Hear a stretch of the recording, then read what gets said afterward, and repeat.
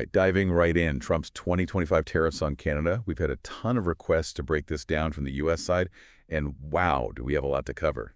We're looking at the Brookings Institution, the Tax Foundation, what Canada's been saying officially, even got some AI in the mix, ChatGPT and Grok crunching numbers on this whole trade war thing. Yeah, it's really interesting, actually, seeing how these AI models, they take the same info, but their focus is so different. Really shows you need to look at things from all angles, especially something this complex. Absolutely. We're here to cut through all that noise, give you the need-to-know stuff, what they hoped would happen, what they didn't expect, the whole 9 yards. And let's start with a number that'll grab you.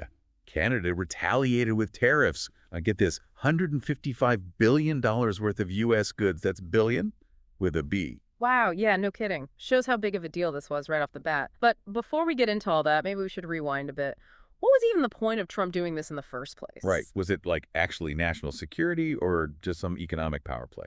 Well, officially, the Trump administration called it a national security thing, big time. They were pointing to, illegal immigration being a major threat and drug trafficking, fentanyl specifically, coming through Canada. And they used these emergency powers to do it, which kind of skips the usual way of making laws. Emergency powers. That sounds serious. Oh, it is. Usually that's only for like immediate huge threats to the country. A lot of people were saying, hold on, Canada's a close ally. How can they stop fentanyl stuff coming from China or people wanting to buy it in the U.S.? So was it more about economics then? Trump kept saying Canada was ripping off America, talked about a $200 billion trade deficit. All right. That number, though, Right. it wasn't really accurate. The real deficit was more like $55 billion. Still a lot, sure. Right. Nowhere near what they were claiming. But that idea of unfair trade, it stuck around. And the tariffs were supposed to be this fix, bring back U.S. industries, shrink that deficit. Okay, so what exactly were these tariffs? Well, we're talking 25% on most stuff coming from Canada and another 10% specifically on energy. Right away, you saw the effects. U.S. inflation jumped over 1.3 percentage points and aluminum prices here. Record high. 1.3%. Oof, people definitely felt that at the store. And like we said, Canada fought back $155 billion in tariffs on U.S. goods. Was that just to, get even? Oh, they were strategic about it. They hit all sorts of things. Kentucky bourbon, Wisconsin dairy, even Florida orange juice, toilet paper. The message was clear. This trade war was going to hurt everyone. Sounds like they wanted to make sure key political areas felt it, put the pressure on. What was the prediction for U.S. exports overall? Analysts figured we'd see about a 9% drop in stuff we sent to Canada. Mm. Big hit for businesses who rely on that. So we've got these tariffs going back and forth, prices going up. Who came out on top, at least at first, and who got hit the hardest? Well, like you'd probably guess, the U.S. companies making steel and aluminum, they did all right for a bit. With Canada kind of out of the picture, everyone wanted their stuff, prices went up. But something tells me it wasn't all sunshine and rainbows, right? Especially with how much manufacturing relies on other industries. Exactly. That's where things get tricky. Yeah, those industries got a boost, but think about anyone using that steel and aluminum to make their products. Suddenly, their costs are way higher. Let's talk cars. Yeah. Perfect example of this whole chain reaction. A lot of the parts for cars built here in the U.S., they come from Canada. Slap a 25% tariff on that, and it adds up fast. It does, yeah. Simple math, but a big headache for companies like GM, Ford. They were saying this could add over $1,000 to the price of every car. And then they got to either make people pay more for cars or eat the cost themselves and lose profit. No winning there. Nope. And to make it even worse, those Canadian tariffs hit finished cars going to Canada too. So U.S. automakers are getting squeezed from both sides, can't sell as much, and it costs more to build. I remember reading a report, the Center for Automotive Research, they said almost 300,000 U.S. auto jobs could be lost because of all this. Oh, That's a lot of people. Talk Yeah. about unintended consequences. Yeah, it really shows you how tariffs, they're supposed to protect us, but then they end up hurting other parts of the economy, especially anything that depends on working with Canada, that whole North American system.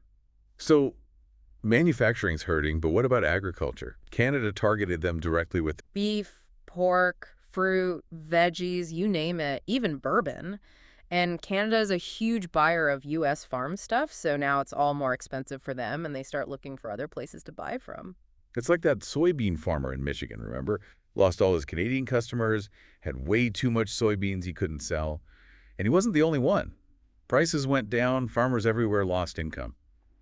Tough time for them to be dealing with this.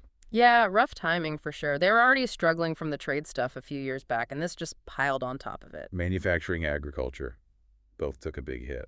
What about tech, though? Did they feel this too? Not as directly, no, but there were still ripple effects. Think about it. Tech stuff, it's made all over the world, and they need people buying it to do well. So when things like steel and aluminum get more expensive because of the tariffs, it costs more to make computers, phones, all that. And even though most tech stuff comes from Asia, Canada did put tariffs on some tech things, like certain electronics. They did, yeah. Some U.S. tech companies saw their sales to Canada drop because of that. And, overall, the economy slowing down. That probably meant less people spending money on tech, less hiring in those companies. Not a huge blow, but definitely noticeable. Sounds like nobody really escaped this whole thing, huh? Yeah. But it's not just about the money, right? There's got to be social impacts. Different areas of the U.S. feeling it differently. There are, absolutely. And that's what we'll get into next time. We'll look at how different groups of people were affected, how it played out in various parts of the U.S., and what it all meant for the relationship between us and Canada. All right, so we've looked at the economic side. Factories slowing down, farmers struggling. But what about the everyday person? How did these tariffs hit their wallets, their lives? Earlier we mentioned prices going up, but let's dig into that. Did everyone feel it the same? Well, that's the thing about tariffs. They have this ripple effect. One of the first things people notice is prices going up, right? You go to the store and suddenly food costs more, gas is more expensive, clothes, everything seems to be creaking up. Yeah, and we saw that estimate of like $1,250 more per year per household. That's a lot, especially if you're already stretching every dollar. It is, and that's where it gets uneven. For lower income families, even a small jump in prices makes a big difference. Suddenly they got to choose between, putting food on the table or paying the electric bill. And on top of that, there's the worry about losing their jobs. Right, because a lot of those lower paying jobs are in areas that get hit hard when the economy slows down, like working at a store or in a food factory. So they're getting squeezed from both sides, prices are higher, and their job might be at risk. Exactly. The middle class, they might have a bit more wiggle room, but they're not immune either.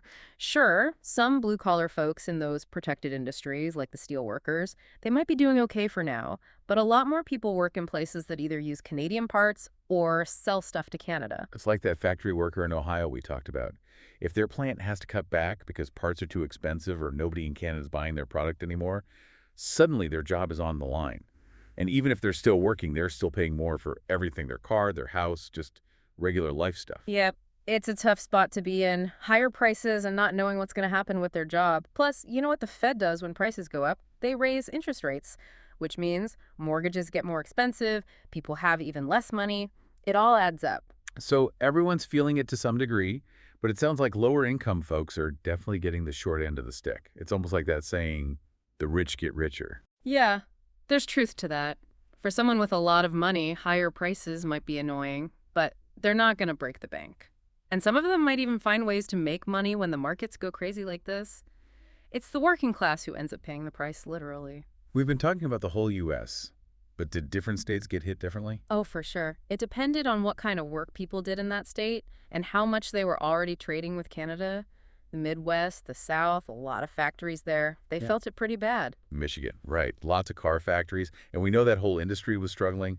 Plus, they lost a big chunk of their farm exports. Cherries, grains, stuff like that. Exactly. And it wasn't just Michigan, Ohio, Wisconsin, Pennsylvania, all those places with lots of factories and farms, they took a hit. And Canada was smart about it too. Oh yeah, it wasn't random at all, was it? They picked products from all different states. Bourbon from Kentucky, orange juice from Florida, California wine. They wanted to make sure everyone felt that Republicans, Democrats didn't matter. Yeah. It sent a message, for sure. Probably helped get the U.S. back to the negotiating table, I bet. It did, yeah. They wanted the U.S. government to pay attention, and it worked. Well, this has been eye-opening, to say the least. It's like this chain reaction tariffs hit one industry, then another, then it affects everyday people, different parts of the country. It really shows you how connected everything is, how messing with one thing can have consequences you never even thought of. It does, yeah. This whole deep dive into the 2025 tariffs, it's a reminder that global trade is complicated. You try to protect one thing and you end up hurting something else. Makes you wonder about the future, not just with Canada, but the whole world. We've just scratched the surface here, but hopefully this gives everyone something to think about. If you want to go deeper, all the stuff we talked about, the links are in the show notes. And like always, keep asking questions, keep learning. It's important to stay informed about what's going on in the world. Thanks for joining us for this deep dive. We'll catch you next time.